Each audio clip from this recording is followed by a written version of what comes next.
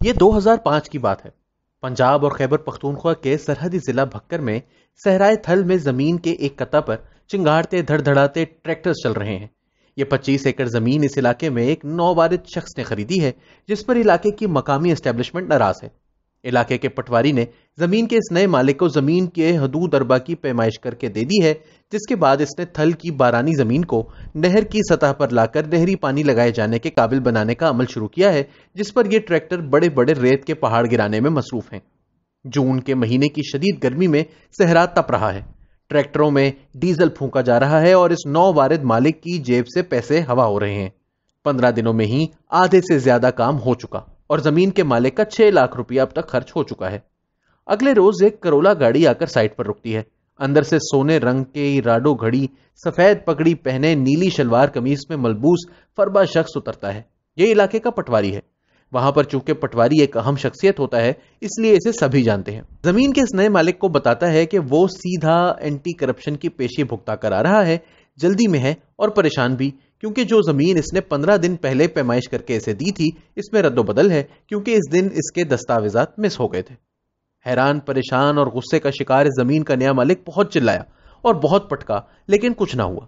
پٹواری نے اسے جو نیا کاغذ دکھایا، اس کے مطابق زمین کا وہ حصہ جسے 15 دن لگا کر نہری رقبہ بنا لیا گیا تھا، وہ ہمسائے کی ملکیت ہے، جبکہ اس مالک کا تو اصل میں دوسری جانب رقبہ ہے، جسے پھر خطیر رقم خرچ کر کے سیدھا کرنا پڑے گا۔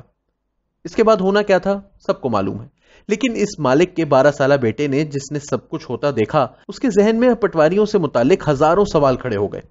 اس وقت تو وہ بس یہی جاننا چاہتا تھا کہ پٹواری کے پاس اتنی طاقت کیسے آ گئی کہ وہ جب چاہے زمین ادھر سے ادھر کر دے۔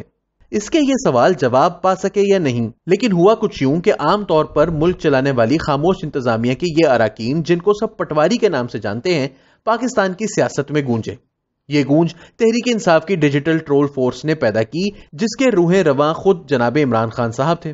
انہوں نے نون لیگیوں کو پٹواریوں کے ذریعے کرپشن کے استعارے کے طور پر پٹواری کہنا شروع کر دیا، جبکہ اپنے مخالفین کو کم عقل اور سیاسی شعور سے عاری قرار دینے کے لیے بھی پٹواریوں کا سیاسی نک نیم عطا کر دیا۔ حتیٰ کہ نون لیگ کی شہباز حکومت نے تو پٹواریوں کا خاتمہ کرنے کی ٹھان لی، جس کے لیے پٹوار کا نظام کمپیوٹرائز کرنے کا عمل شروع ہو چکا تھا۔ تاہم اب خبر ہے کہ تحریک انصاف کی پٹواری بیزار پنجاب حکومت ہر قیمت پر پٹوار اور پٹواری کا نظام شروع کرنا چاہتی ہے۔ ساتھ ہی ساتھ نمبرداری اور نظام بھی واپس لانے کا فیصلہ ہو رہا ہے، لیکن ان کا کہنا ہے کہ ہمارا پٹواری نون لیگ کے پٹواریوں سے بہتر ہوگا۔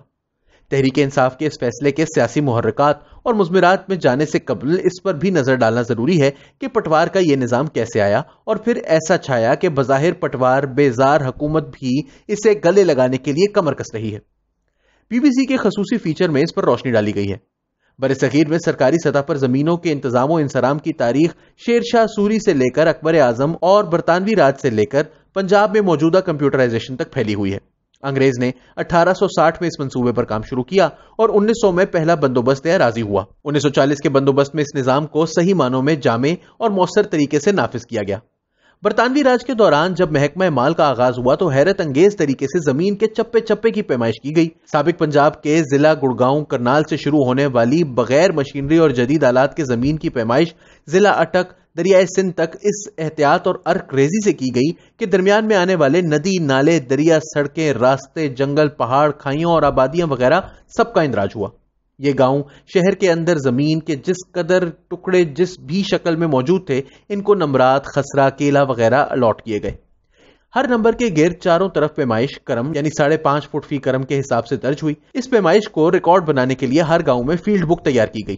جب حد موضع یعنی ریونیو اسٹیٹ قائم ہو گئی تو اس میں نمبرات، خسرہ ترتیب وار درج کر کے ہر نمبر کی 4 اطراف سے جو کرم کے حساب سے زمین برآمد ہوئی درج کر کے اس کا رقبہ مساحت کے فارمولے کے تحت وضع کر کے اندراج ہوا۔ فیلڈ بک میں ملکیتی نمبرات، خسرہ کے علاوہ سڑکوں، عام راستوں، بن، روہڑ وغیرہ جملہ اراضی کو بھی نمبر الاٹ کر کے ان کی پیمائش تحریر کی گئی۔ اس دستاویز کی تیاری کے بعد اس کی 100% صحت پڑتال کا کام افسران بالا نے کیا۔ اس کا نقشہ آج بھی متعلقہ تحصیل اور ضلع کے محافظ خانوں میں موجود ہے، جس کی مدد سے پٹواری گاؤں کا نقشہ لٹھا تیار کرتا ہے۔ جب نیا بندوبست ہوتا ہے تو نئی فیلڈ بک تیار ہوتی ہے۔ اس پیمائش کے بعد ہی ریونیو اسٹیٹ کے مالکان قرار پانے والوں کے نام درج کیے گئے۔ ان لوگوں کا شجرہ نسب تیار کیا گیا اور جس حد تک پشت مالکان کے نام معلوم ہو سکے، ان سے اس وقت کے مالکان کا نسب ملا کر اس دستاویز کو مثالی بنا دیا گیا۔ یہ دستاویز آج بھی اتنی مؤثر ہے کہ آپ لاکھ اپنا شجرہ یا قوم تبدیل کریں، مگر ایک ذرا تحصیل یا ضلعی محافظ خانہ تک رسائی کی دیر ہے، یہ ریکارڈ آپ کے دادا کے پردادا کی بھی قوم اور کسب نکال کر دے دے گا۔ اب نظام کی بنیادوں میں اس قدر پیوست پٹوار کا نظام کیسے اکھاڑا جا سکتا ہے؟